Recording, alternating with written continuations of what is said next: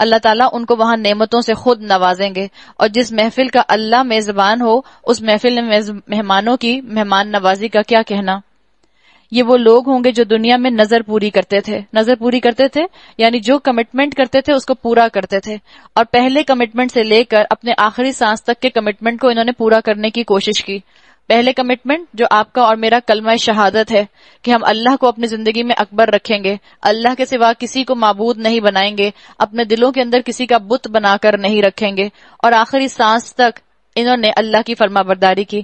نظر کے لیے اسلام میں آتا ہے کہ نظر ماننے کی اجازت ہے، نظر مانی جا سکتی ہے، لیکن بہتر ہے کہ انسان نظر کنڈیشنل نہ مانگے، کہ وہ کہے کہ اگر میری یہ بات پوری ہو گئی تو میں یہ کروں گی.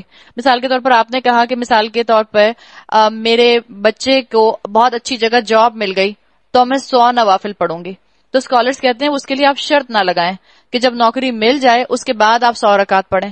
آپ دعا کریں اور اس دعا کے پروسیس میں ہی آپ ایفرٹ کے اندر وہ نوافل پڑھ لیجئے، تو انشاءاللہ آپ کی نظر کا ثواب بھی آپ کو مل جائے گا، عبادت کا ثواب بھی مل جائے گا. اگر اللہ نے آپ کے حق میں وہ فیصلہ اچھا رکھا ہوگا تو اللہ اس کو قبول فرما لے گا. لیکن نظر جو ہے وہ کنڈیشن کے ساتھ نہیں مانگی جانی چاہیے. نیکی جو ہے شرائط کے ساتھ نہیں کی جاتی، نیکی شرط لگا کر نہیں کی جاتی.